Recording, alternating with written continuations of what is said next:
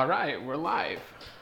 I haven't done one of these in a long time, so hello everybody.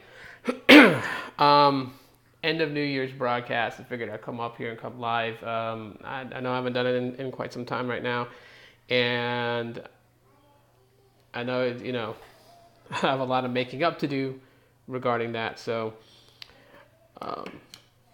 pretty sure you guys have a lot more better things to do than watch my live broadcast. But if you happen to pop in, hey, cool beans. I appreciate it.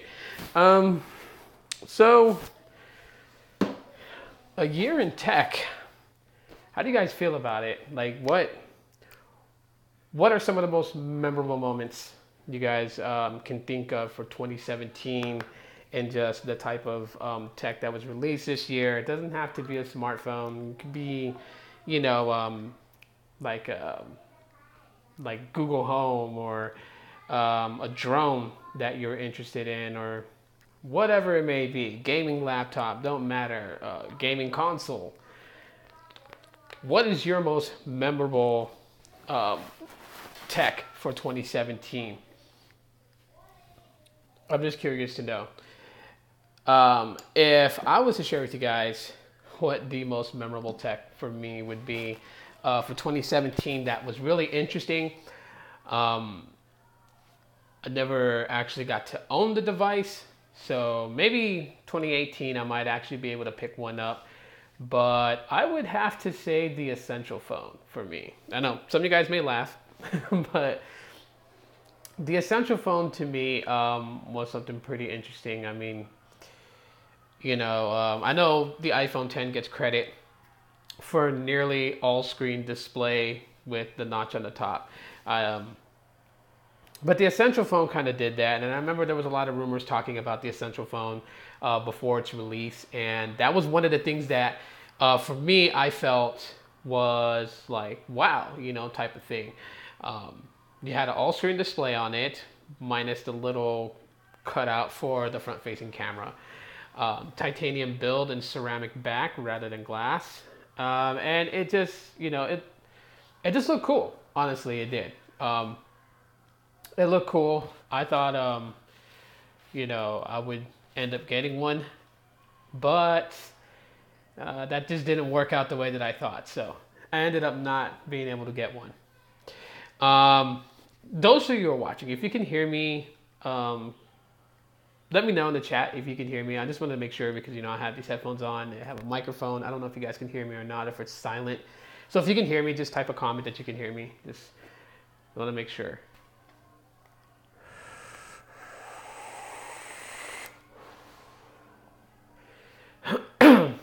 But on top of that too, I mean, this year, big changes happened on the channel. And I know, I can sense right now. Oh, you can hear me? All right, I appreciate that. I know the changes that I made on the channel probably weren't favorable for a lot. I noticed the differences from like past videos and streaming online and whatnot, and then the way it is right now. And yeah, it's I don't know. Like, I mean, I did make a video where I answered some questions about it, and I just wanted to kind of do some things that were different and bring a little bit more things to the channel than what I was normally doing. I did get a comment on one of the vlogs, yesterday's vlog that I put up. Someone had commented that they liked the video. They like that type of video. So it was like pretty cool that I was able to bring something non-tech related, sort of. I guess in a way you can say it was non-tech, even though it was kind of tech. Going to Arizona Falls was actually really cool, and I'm glad that some people enjoyed the video. I just noticed that I think how this channel progressed, and I guess it's almost as if I'm starting over again, even though. I was still at the point that I was when I had kind of paused making videos for a while and was just focusing on other things. It's like starting all over again because, I'm finding different things that I want to be able to incorporate as far as bringing, videos for you guys to watch. And, it's a crazy adventure right now. It's like it feels brand new to me, like it's fresh.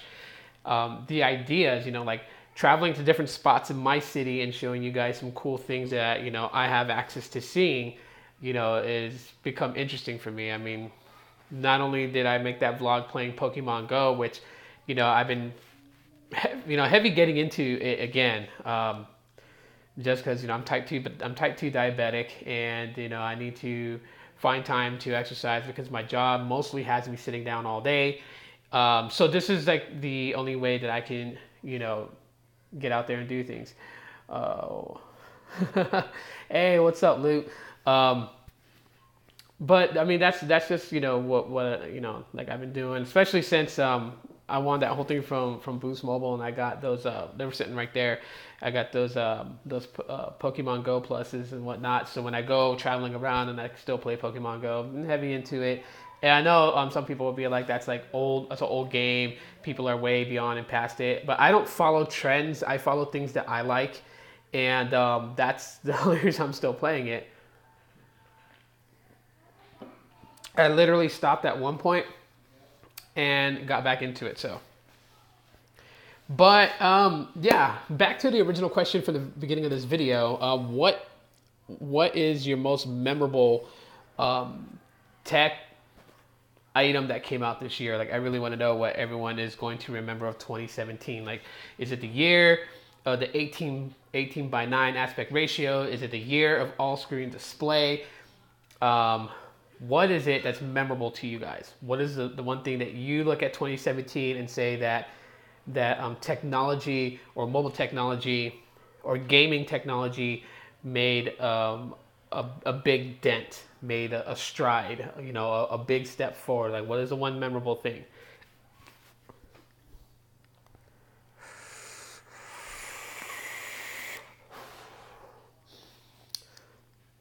Like, I'm curious to know. I've already said what mine is. Mine is the essential phone, and I gave my reasons why. I mean, there's various different things. There's the release of the iPhone 10.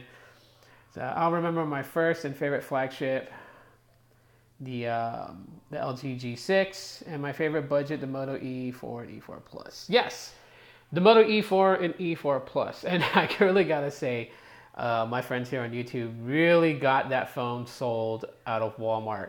I remember when every one of them, Tech Right, Paul Tech, they all bought the Moto E4 for Verizon at Walmart at a budget price, and then they all released videos on how to unlock them. And when they said that, I think it was in their vlog when they went to the ZTE event and they all met up. I think in that vlog they said that they sold the hell out of the Moto E4. I think they did. I really do think they did. And Motorola, they should get a cut of the sales because they really got people peaked in buying the Verizon version of the Moto E4. And but yeah, the Moto E4 Plus, I would say, it kind of judging it out, I would say would be the budget phone of 2017 across all carriers. I mean, phenomenally good phone. I have the Boost Mobile version, and the Boost Mobile version does not have the fingerprint reader, which some people said was a downer to it. But if you can look past, the hardware type stuff, the Moto E4 performed very, very, very well. As a matter of fact, compared to the ZTE Max XL, the XL supposedly having, an octa-core chipset and was supposed to be faster, the Moto E4 actually outperformed. I just picked up the Alcatel A30 Fierce yesterday from Metro PCS, and the only thing I don't like is it takes too long to charge. Does it not have quick charging in it? But yeah, going back to the Moto E4, I mean, it's still pretty good. Like, I'm hoping that Motorola is going to decide to give both the E4 and E4 Plus on all carriers the 8.0 update. I know the G5, the G5 Plus, the G5S, those are set to get Oreo. I know the new Moto X4 is getting it.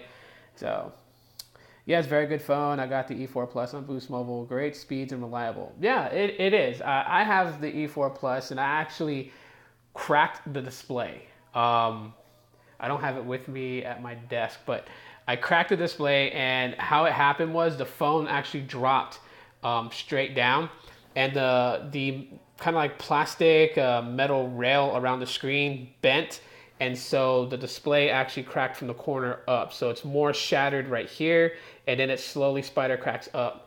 But I mean, it still works. Camera works. It's not affected by the crack, and fingerprint reader still works. And all that other stuff. It's just real ugly to look at. And probably gonna send it in to have the screen repaired on it, maybe in February. I'm not sure. I am looking to grab a couple of devices. They're not brand new. At least one of them is not brand new. So I am looking to get the LG X Charge. I am actually going to pick up that phone. I am looking to get the LG Tribute Dynasty. I know those aren't flagship phones, but I am looking to get those just to kind of see how they perform. I've got the Moto E4 on Metro and I love it. Yeah, you know, I think at the end of the day, like more people just kind of like went with the Verizon one and got it unlocked only because it has the fingerprint scanner. And while biometric reading does offer better security at the same time too, I mean, it's not something that should deter you from wanting to get it from your respective carrier. If I'm not mistaken, the E4 on Metro is a different color. It's not all black, right? I think it's like a gold color, if I'm not mistaken. Kind of like this shade. This is the blue Grand M, all right? This is a really odd, yes, gold, okay. Yeah, so really odd phone. The blue Grand M, I would definitely say it's a phone that you definitely want to have for, anyone that's like 10 and under. Yeah, I know most kids today want to play games and they would require a more powerful device, but I don't know. Maybe I'm old school, so I'm like, hey, KT Zombie, what's up? I'm more old school, so I don't think a child under 10 really should have a very high spec and powerful device. I really think that they should be using something bare minimum, only because they're in that age where they accidents happen more with them because like their body functions and motors is not all great. So yeah, but one interesting thing about this phone, now that I have it in my hand, one thing that's weird is just the lengths that Blue went through to build this phone. Build quality wise, solid phone. But yeah, you're not going to want this phone because of like how much storage it has, how much RAM it has. It's just absolutely crazy. Hey, I'm 18 and won't have kids for a long time, but they're getting flip phones. Yeah, I don't know. Today, it's really crazy. Just like how much kids are so wrapped up in the digital world, I like to call it. I've made several rants. You guys know this. You can't break a flip phone. Well, I mean, you can't really damage it, as easy as you would a smartphone. I mean, they're not that frail, but yeah, kids today, they've gone completely insane. I'll share something with you guys because you guys know what I do for a living and whatnot, and so I deal with escalated situations for Sprint every day, and there's been times where kids will be completely upset because they downloaded a game, third-party charges hits their parents' Sprint bill. And and these kids are upset because the game sucks so bad and all this other stuff, and literally like roid rage yell because they were charged the $9.99 subscription thing or whatever to the game, and they never liked the game. They wanted to take it off. Yeah, I do. You can imagine how much I know about the issues that they have. They should do some research. What do you mean? Who should do the research? The kids? But yeah, they flip out on it, and they're just so wrapped up into it. Yeah, the kids, yeah, they're just so wrapped up. I mean, like, I'm always curious to know, like, what's gonna happen 20 years from now? Like, how would kids make friends with other kids? Is it gonna be something where they they're more into social media and things like that? Is that gonna overtake how kids interact with each other? I mean, because it already is right now, kind of. People make friends through Facebook nowadays. I have relatives, and that's how they make friends. They have friends from school and they're friends on Facebook, and then those friends have friends from another school. And I'm like, how'd you meet this person? How do you know who this person is? They go to a completely different school, and it's like, oh, so and so has them on their friends list. And I'm like, and so you trust making friends with that person and meeting up with them, and you've never met in person before in a more safer environment? You guys. I mean, it's just weird. It's weird how it is, and so I'm curious to know like what 20 years from now brings to the table. I don't meet up with internet friends. Yeah, I think that's like a predatory mistake to meet up. I mean, for me, um, just because like you put yourself in a vulnerable situation, and this is why crimes and stuff like that people say are getting more sophisticated. Why they happen only because that the internet is such a major tool that it could be used for good or bad, and it just depends on the intentions of the user. But those who are bad can find a way to actually work this into their benefit. I had Facebook when I was younger that had more than 300 friends, but decided to delete my account and make a new one, and only people I know. So now I'm around 30. That's cool. Um, they wouldn't happen if some people would be a little bit smarter. Exactly. Um, I think the internet is now full frontal in our face every day. It's needed in home. It's needed at work. It's there every day that people forget how dangerous the internet can be. I also have the ZTE Max XL on Boost. It's a beast. Yes, I heard that with the Max XL, they had an update recently that fixed and corrected a lot of the issues that the Max XL originally had when it first came out.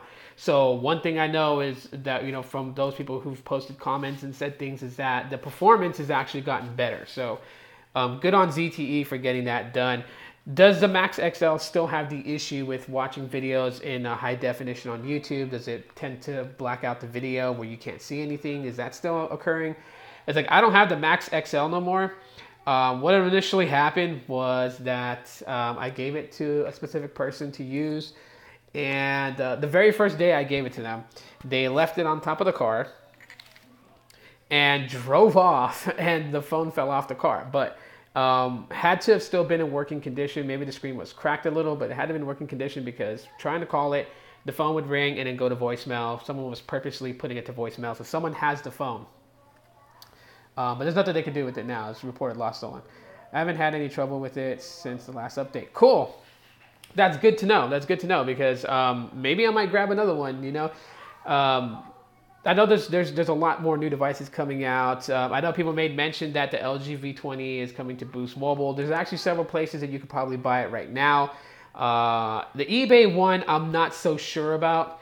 I'm definitely a little sketchy. eBay to me in total has always been sketchy to me. So I'm just not one to really want to buy phones. I don't think I haven't bought a phone from eBay since way back in Boost Mobile days, like 2010, when the chirp phones was still in action.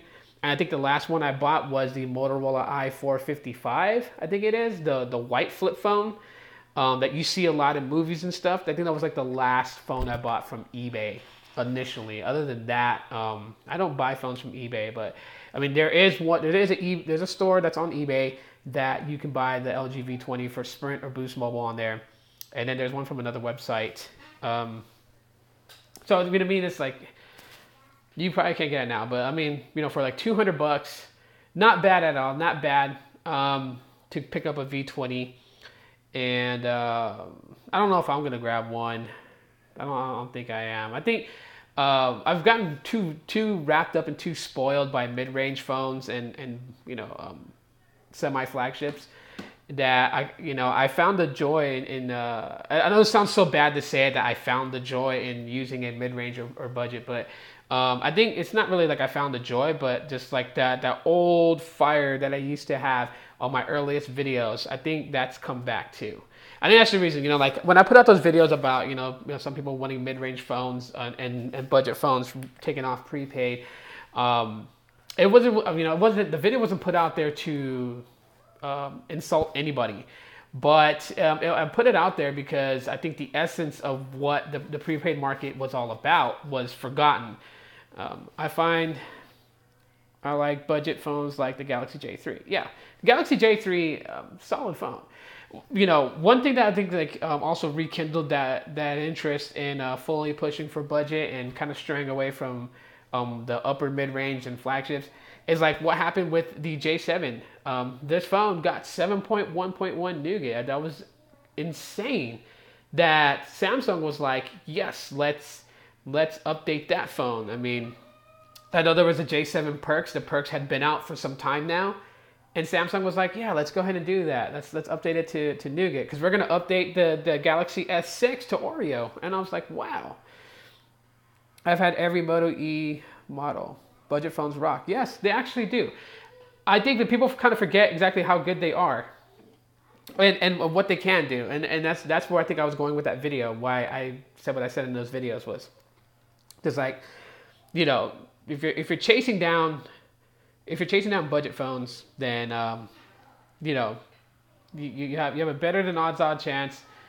Wow, it's saying I have bad connection right now, so hold on. The connection kind of got bad. I don't know if it's still.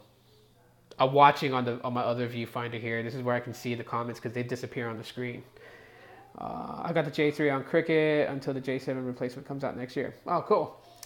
But yeah, I was surprised that Samsung did what they did. I really wish LG would take a page out of Samsung's book. I mean, if they kind of already was, if you guys remember LG's UX, how it was like on the LG Vault and how identical it was to TouchWiz. So we kind of know that, like, both these companies kind of borrow from one another. And I really wish that LG would borrow this mentality. Yes, I know the LG X Charge is out. You're back. It buffered for a second. Okay, yeah, the connection. It showed me connection went bad for a second. But, I really wish that they would update the X Power. The LG X Power is still a great phone. As a matter of fact, it is my daily driver and has been for 2 weeks now.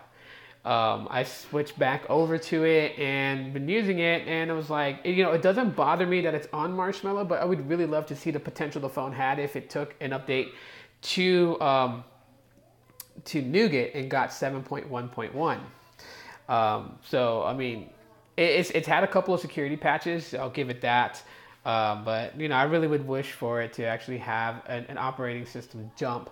Kind of like how the LG G Stylo did. The G Stylo and when it went through its metamorphosis, it went through what did it originally start off on KitKat, I believe, and then it went up through multiple variations of Lollipop.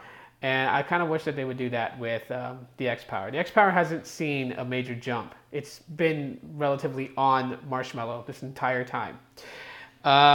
Jumping to another quick topic, I really wanted to know your guys' thoughts about this. But how do you guys feel about Apple and their recent statements and people, getting a little frustrated about, Apple admitting that they purposely slow the performances of older iPhones and that they never did it in the intention of pushing people to get the new iPhones that come out, but they did it because of because battery performance and lithium-ion batteries are going to deplete, and so they wanted to make sure that your phone didn't die out so fast. What are your guys' thoughts? How do you guys feel about it? Essentially and honestly, like be as honest as you guys want to be about it. And don't come from the fanboy point of view. Just come from just a regular consumer point of view. I see where Apple's coming from. At least they update their phones unlike Samsung and others. Okay. So you see where they're coming from. Like, you pretty much understand why they're doing it, and you're okay with that. That your phone's performance gets slowed down some in order for it to not overly use or overly kill off the battery that's inside of the phone. But do you feel like how they went about it was okay? Apple should sell iOS software to third-party makers to bring out multiple types of phones. Okay. I give Apple credit for giving 4 years of updates. Nice. Does it bother you guys that they weren't transparent? I think that's what a lot of people are complaining about, is that Apple's wasn't transparent about it. They weren't very open about it. Only until they were supposedly caught. I use that word, okay? So don't take it like I'm saying that they were caught, but this is how people put it. They were caught, and so they told the truth. But doesn't a lot of tech companies do that? Like, there's a lot of things about tech companies that they don't tell consumers about their products until someone discovers it, right? And you guys know me. I'm not a fanatic of Apple products, and I don't use their their products at all. I don't support Apple, but then again, just because I use Android doesn't mean I have to be totally biased and hate on Apple. They should have told people the problem. At least now they offer battery replacements for iPhone 6 and that's $34. Yeah, that's cool.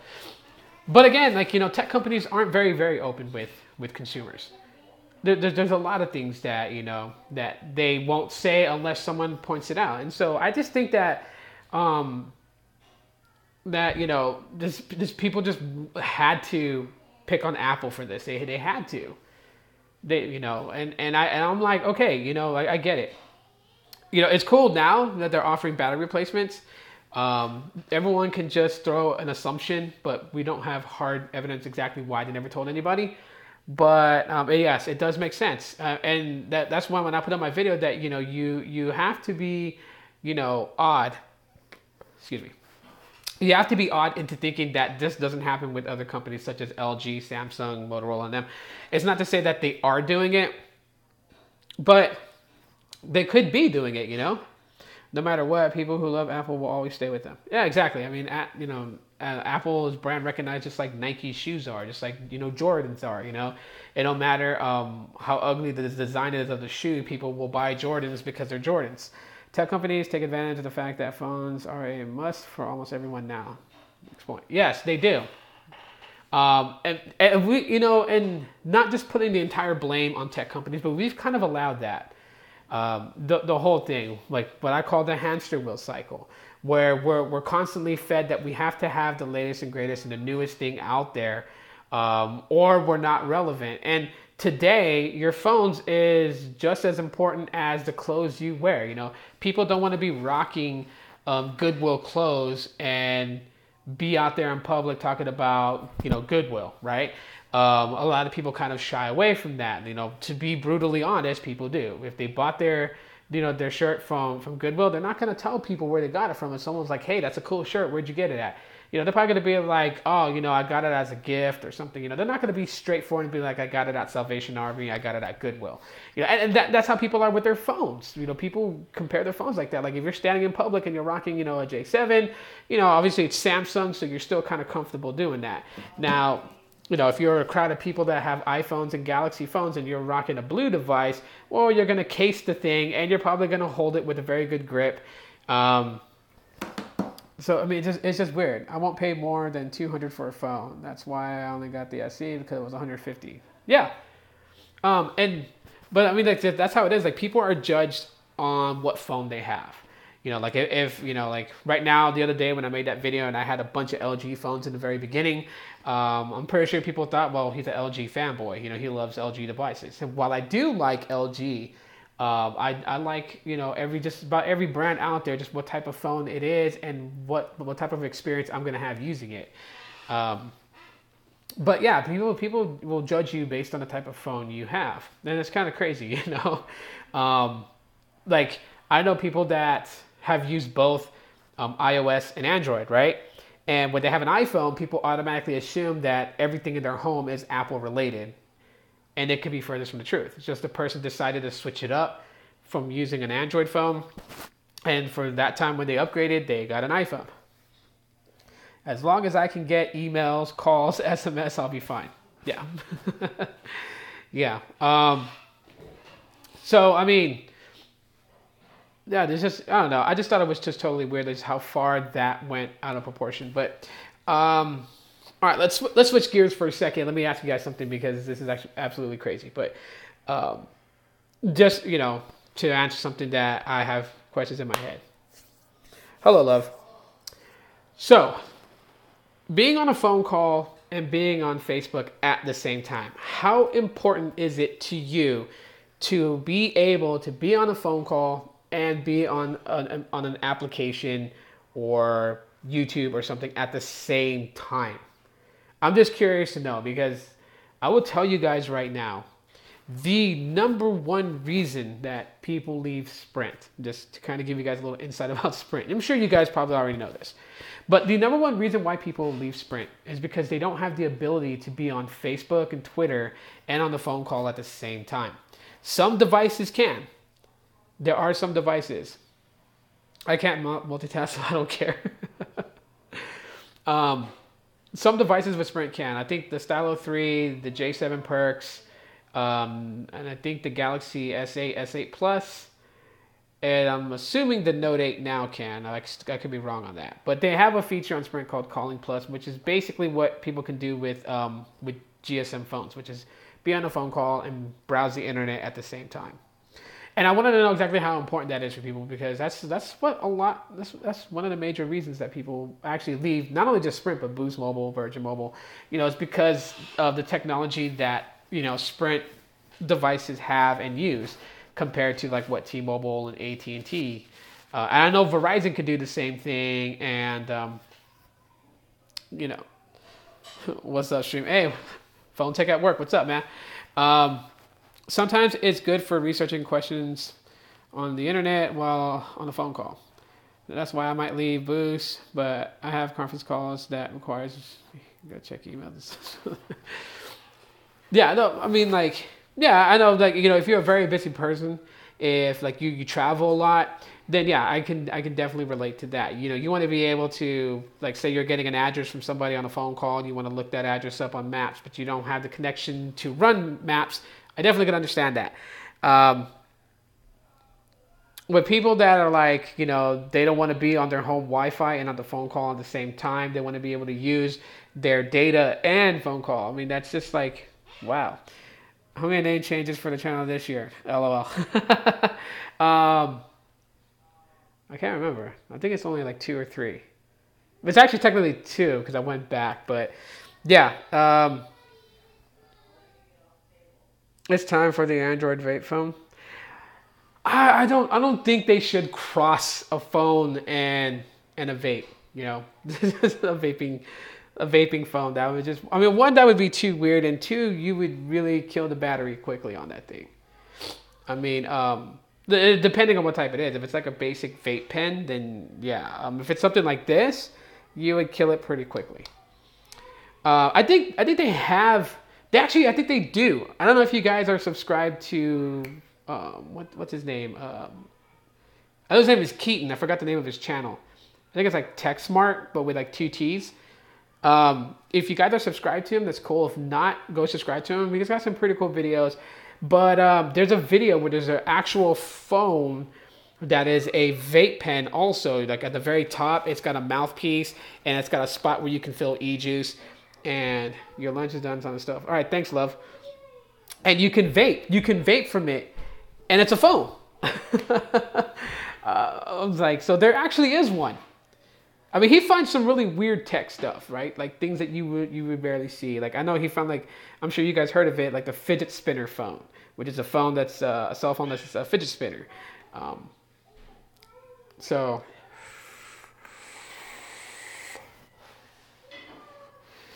anyhow, yeah. So I mean, yeah, the channel is going to stay this way. I'll tell you guys that much right now. It's not going to convert back to the old name. It's going to stay this way, but that's only just because, like, it's just a little bit more than tech here. I like talking tech with you guys, and I like making videos about mobile technology and everything like that. But I have, like, other things that I'm doing now, like yesterday's vlog, which I hope you guys caught it. If you guys did, and you guys thought that was cool, that's, then I appreciate it. If you guys are not into that kind of stuff, sorry. But I mean, there's other things that I want to do here on YouTube, and yesterday it was exciting for me. I went to a place that technically, I mean, they call it Arizona Falls. It's not like a natural looking waterfall. It's man-made. So, what's the name of your old intro music? Which one? Like, I mean, I have a lot of old intros. So, describe it. You thought the vlog was cool? I appreciate it. I'm gonna do more. I'm just not trying to, like, kill off so many places here that I can go to. So I think next weekend I'm gonna go to the Phoenix Zoo Lights. So I'm gonna vlog that out and show you guys what they do there. I like to change at the end of the day. At the end of the day, for us YouTubers, it's what makes us happy. Yeah. Try like different things. So eventually, when I go, like, traveling to different places, as I do intend to in 2018 travel a lot, I'll take you guys with me as I go. I may go back to San Diego for a weekend again, so I'm looking forward to that. I just want to say goodbye. I think it's I think I know what you're talking about, and the name of the song is called Light, and it's by San Hollow. So you can look that up on Google Play Music or whatever, and you'll find it.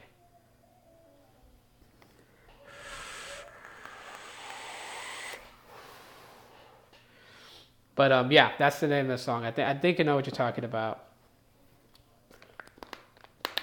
So, yeah, there's like more things I'm gonna intend to do, and then also touch base on various topics. Like I know YouTube has changed a lot this year. I know a lot of people felt the pinch, and like YouTube's gotten even more stricter. There's like I think like if you talk political on YouTube, you're bound to get if you monetize the video, you're bound to get demonetized. So I mean, like I know that there's certain things, certain topics that you kind of want to refrain from diving into. Politics is one, religion and things like that. World news, like like this, yeah, crazy news and stuff like that that's happening around the world. I mean, I don't know why YouTube is silencing the voices of people that way. Like, those people who depend on monetization because that's how they make their living. It's not fair to them because, there's people out there that want to know the non-BS opinions of somebody out there who's following the same current events. And because, that's what the media does. The media is biased all the time and will always be biased. I mean, they can cover a breaking news story and they're completely biased about it. So you can't trust to have a straight opinionated thought. I have a second channel with my certain political views, and I can see they choose one side of politics over another. Yeah. So when somebody else who uses YouTube as a platform wants to report on these types of things, it's not fair to them that I mean, you can still do it. Don't get me wrong. Then you can make the video and put it up on YouTube. And hey, what's going on? Any news about Sprint going full GSM possibly? It's not really full GSM. I'll touch base on that. Let me just finish this last part. But yeah, YouTube is just basically people that depend on the monetization from their videos. I mean, they really can't touch base on something that could be a troubling topic that needs to be addressed. So yeah. Anyways, news of Sprint going full GSM. I mean, it's gonna happen. The same as Verizon is, and it's not just for the fact that they're gonna go full GSM to be GSM, but it's the fact of where it's going. The technology is going. CDMA is at this point becoming obsolete. 3G connections is becoming very obsolete, and they're on the span of 5G. I hope Sprint expands in Nevada. Yeah, I agree with you there because I know that in Nevada, Sprint really lacks in data connection out there. There's like barely anything out there. I mean, majority of the time we do out of coverage cancellations. It's in Nevada, that we mostly get them at because that's like one spot that people that move there that have Sprint service can no longer get the decent service that they had where they used to live, and so canceling their account for them to go to the different provider. I mean, it happens a lot. So I do know what you mean about Nevada. I agree with you. What's my thoughts on the OnePlus 5T? Really can't give one. I don't own it. I don't have it. So I'm doing this thing now where like I'm not going to give an opinion about a phone unless I own it. Unless you guys really, really, really want to know. Like you guys really want to know what I think about it just from what I'm reading on paper, then yeah. Oscar, what's going on? But I mean, just to like give out like a straight opinion about it, I mean, seems okay. It seems like an okay phone. I don't know too much about it because I haven't played around with it and enough to say like it's an amazing phone and get it, or it's not an amazing phone, don't get it. That thing I can't really tell you. I'm not gonna be doing that anymore. I think for me to give like the best opinion about a phone, I should actually use it for a month.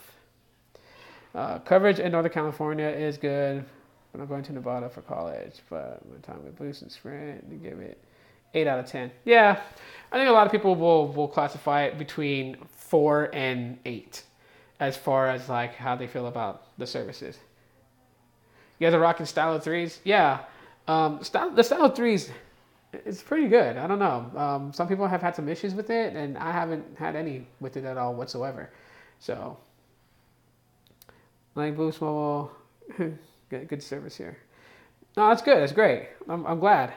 Where I'm at, I get good service where I'm at. I can't complain at all for like the services I get with Boost Mobile. I think Um, Hopefully Sprint does what they're going to do because they're not going to merge with T-Mobile. They've agreed an option to dump 6 billion into building out their network even more, which kind of aggravated me because like Sprint had this money all this time to build out their network, and they chose in the last 2 years because of talks of merger with T-Mobile.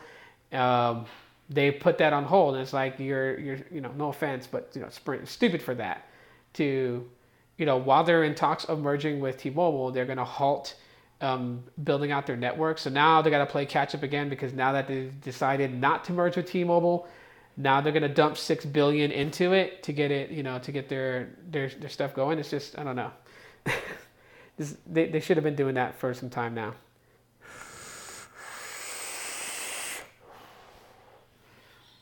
The I also spent 300, but I'm paying it next month. That should help. I mean, you owe them 300. Is that like from like a past like do you currently have Sprint service with I think like one of the things that like confuses a lot of people about Sprint that I see a lot is their account spending limit. It's like the number one. I think it's like one of the number one top things I explain every day to people when they're like, "What is that?" Do you see yourself staying with Boost or Sprint for the long haul? Yeah, I actually do. I actually do see myself staying with Boost Mobile for the long haul. I don't want to switch over to Sprint, and that's just because there's too much involved in it. At the end of the day, there's too many fees, and that's what irritates people. I mean, that's the reason why T-Mobile's making the killing on it is because like their flat rate. What are your top 5 Boost Mobile phones from 2017? There wasn't a lot of Boost Mobile phones I got in 2017. I mean, the Stylo 3 is like the latest one I got, and that's not even new. That's been out for a long time. I'm going to pick up the LG X Charge just to be able to use it and go because it is supposed to be, the step up from the LG X Power. I've used the Max XL. I really got to say, like, one of the top ones right now, because I don't have the X Charge in my hand to actually say it, but the E4 and the E4 Plus right now is like the top one for 2017.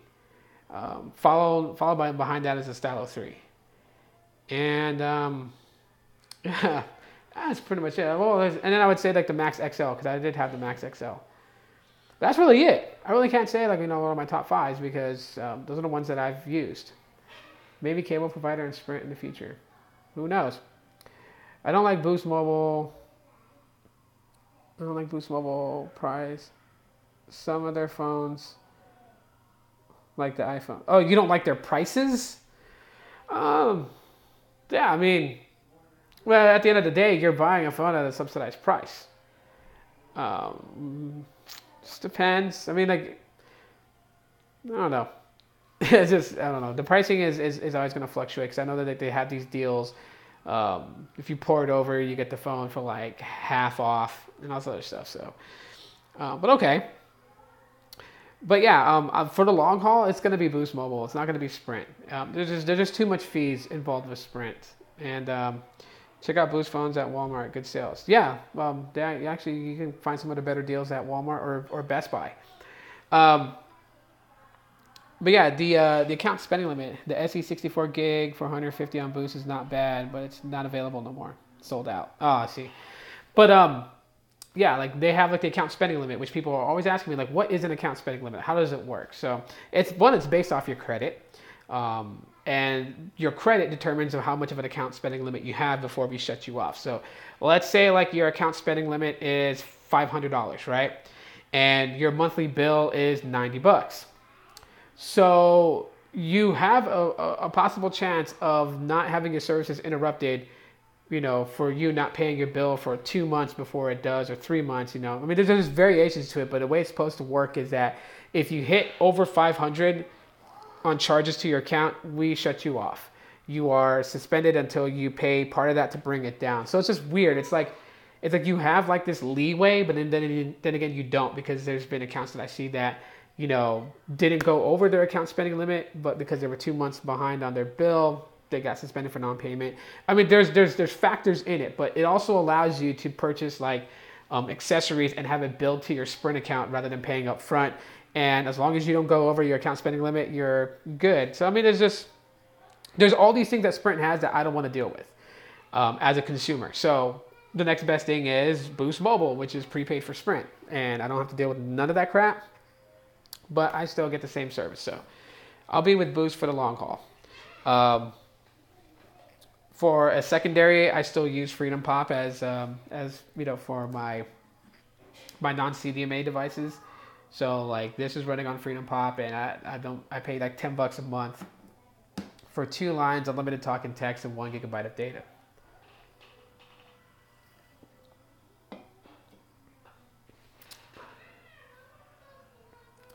If your account went into collections and collections actually purchased the debt, then you would have to talk with the collections. We no longer can take the payment or do anything about the account. So like if it's going to be given to a collection agency, then yeah, you can call it Sprint and pay that off. But if you have already gotten a letter that that the debt was sold to a collection agency, so now you have to deal with that collection agency, you have to work that out with them. They cut you off. Yeah, it's weird. I mean, I like Boost Mobile. At the end of the day, I mean, I will say how I feel about Boost Mobile. I think they're great.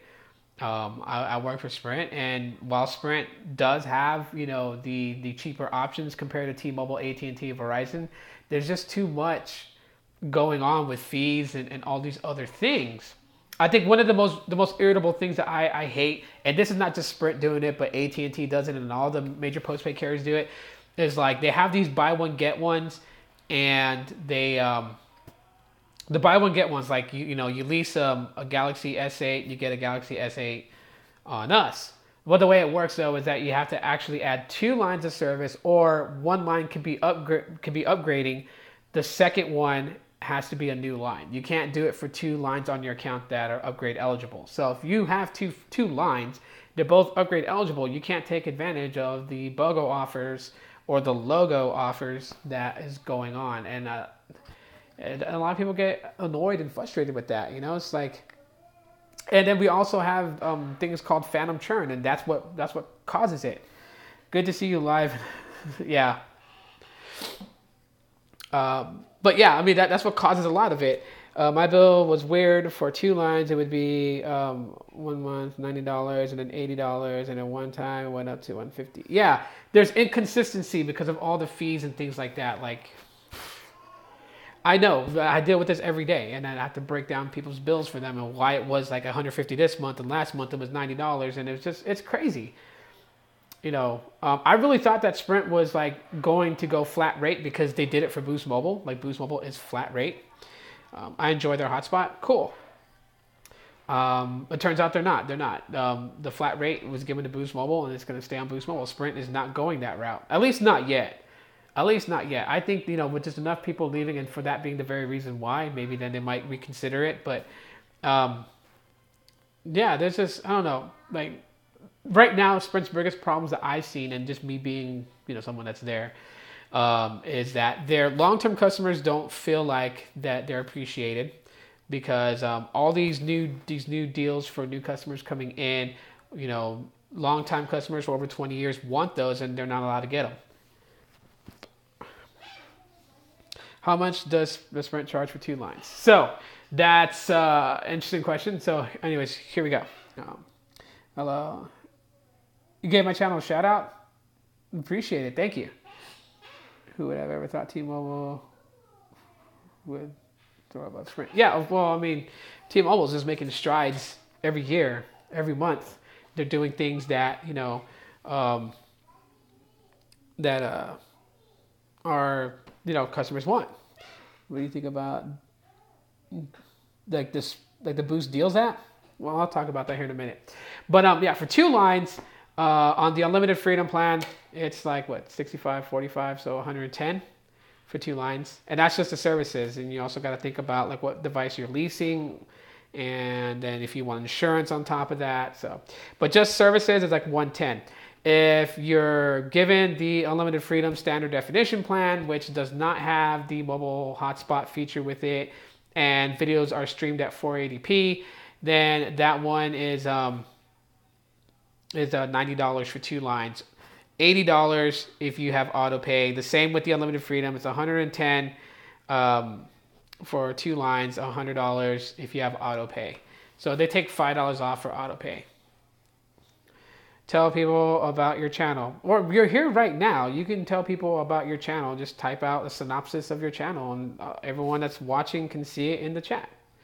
Don't tell me what I need to say. All right, cool. But yeah, so I just wish they would go flat rate. I really wish that the flat rates would impact Sprint. It's a good thing because I mean right now it's not so much as the services you get from postpaid carriers. It's the type of devices that you're leasing or you're paying in installments. I mean that's always going to be the major chunk of a cell phone bill nowadays. It's not the unlimited data plan that you're paying per month. Because like people will be like, my bill is absolutely so high. And when I break it down for them and I'm like, look, this is what you're paying on this plan that you have with Sprint for 3 lines. You know, with auto pay that you have, you're paying $100 for 3 lines on the unlimited standard definition plan. And they're like, so why is my bill so high? Why is my bill like $250 or whatever? It's like because you have an iPhone 10 you're leasing, another iPhone 10 you're leasing, another iPhone 8 you're leasing, and then you're buying insurance per month for those phones, which is like it's $13 for total equipment protection plus on like the regular phones. On the iPhone 10, it's $17 because of the value of that phone and how hard it is to replace parts for that because it's not like the other iPhones. So you have those, and then surcharges and taxes. So that your major bulk of your bill is your devices. That's where phone bills get so expensive now, and it's not just for Sprint. It's the same for AT&T, same for Verizon, same for T-Mobile. Your majority chunk of your bill is going to be the devices that you have. So like someone that decides to go with the essential phone on Sprint, and they decide to lease that phone, which it's $6 a month to lease the phone. Your bill's going to be less. Yes, you got a pretty good phone, but it's less. And the reason why it's $6 is because hardly anyone knows what essential is. Everybody knows what an iPhone is. Everybody knows what a Samsung Galaxy is. But yeah. When Sprint expanded here. What do you mean? There was a time when you can get a free phone on contract. I actually feel like that was better than phone. Yes, it was. It was. Where you could actually get a free phone or buy it at a subsidized price, right? So like you committed and promised to stay with a carrier for 2 years. And so the iPhone 10, which goes for about $1,000, would have been like $599 you had to buy that phone, half off because you committed for a 2-year contract. And then they could do killer deals, get the iPhone 10 for $199. So I mean, it's like the 2-year contract thing. I know a lot of people miss it. A lot of people will tell us right now, like if we can't get them a phone deal, and a 2-year contract, they're gone. They're leaving us. They want to cancel. Prepaid, they give you free phones. Not all prepaids give you free phones. Sometimes they have specials, but with prepaid, you're actually buying out the phone, but you're buying it at a subsidized price. And then you're paying, whatever monthly rate it is for the service plan that you have.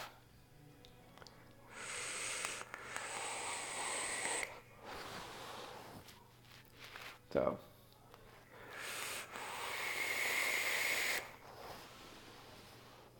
yeah, leasing makes no sense to me unless I simply just want to use a phone for a while. Yeah, I mean, honestly, I don't think leasing should be there. Installments, yes. Installments, I agree with. Getting a phone that's like $700, but you can't pay $700 up front. So let's break the $700 up in 24-month payments. So you're paying over 2 years to own the phone.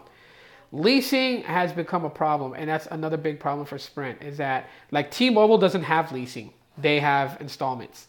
At least that's what I'm told. AT&T the same way. I think Verizon. I think Sprint's the only one that has like what they call leasing.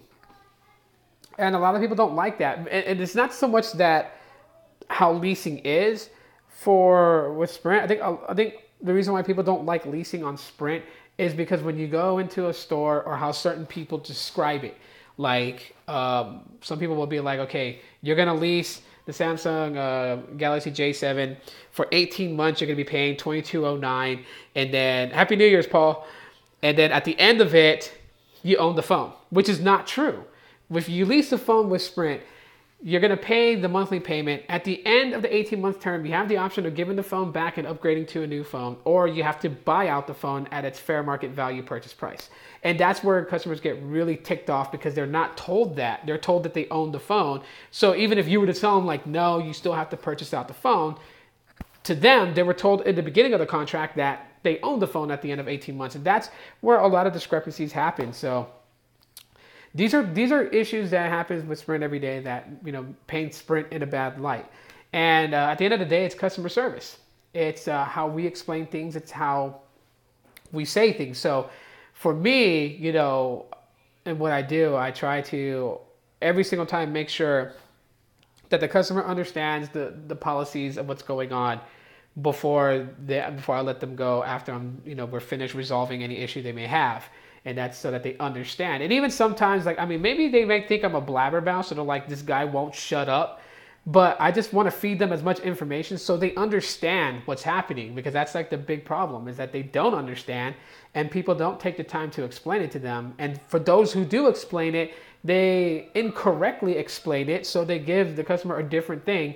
That tends to happen, and then that customer gets pissed off when it's time for them to own the phone and whatever. Because I mean, there's times where, like, in the old ways that Sprint leased phones, Sprint confuses me when their ads change like every week. Yeah, they do too much ad changes. You're right about that. But like the way that before they came out with the flex agreements, they had leasing. And the way leasing worked was you leased the phone for 18 months. At the end, you had three options. You either bought the phone out and you could buy it at the fair market value price. You could surrender the phone back in good working condition and upgrade to a newer phone. If you weren't sure of either one of the two, you can hold on to the phone. But you would be paying what's called a month-to-month price, which means that you're paying a rental fee. You're renting the phone. And a lot of customers would go like 6-7 months on a month-to-month term. And then they'd be like, why am I still being charged $20 for my iPhone 6 when I paid it off 6 months ago? And you're like, oh, you're on a lease and you didn't pay it off. And then they'll be like, well, I just paid $20 for 6 months. That's extra money I just paid to you guys. What the hell? Why can't I just own the phone right now? If like the fair market value for the iPhone 6 is $101, I think I paid off the phone. So, we end up most of the time working that out and doing something that makes the customer happy. But I mean, those are the types of things that happen and that paints Sprint in a bad light. And it's failure to communicate and set proper expectations. That's really what it is. Okay, man. Well, I'm ending it. It's been like an hour stream, so I'm going to end it now. But yeah, I mean, that's for Sprint to really come back. They have to fix their customer service above all, and make sure that they're educating customers with the proper expectations of what a customer should expect. How much is owed on the Essential phone once the lease ends? I think I don't know what it is right now, because I know at first it was part of what was called Sprint Deals. So it was like $25 down, $5 a month, but then now it's been taken off Sprint Deals. So now it's like, I think it's like $6 a month. It depends on your credit on how much of a down payment it is. But I'll look into that. I will probably respond to you on here Monday. Let me look into that, because I don't remember what it is.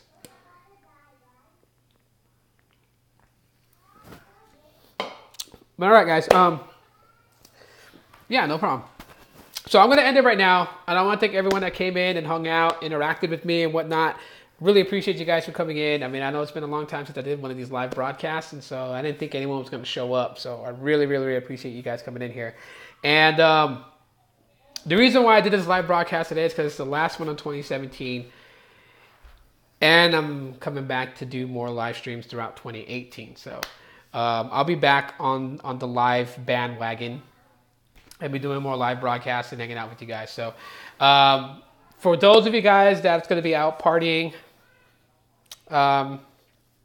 please be safe tonight.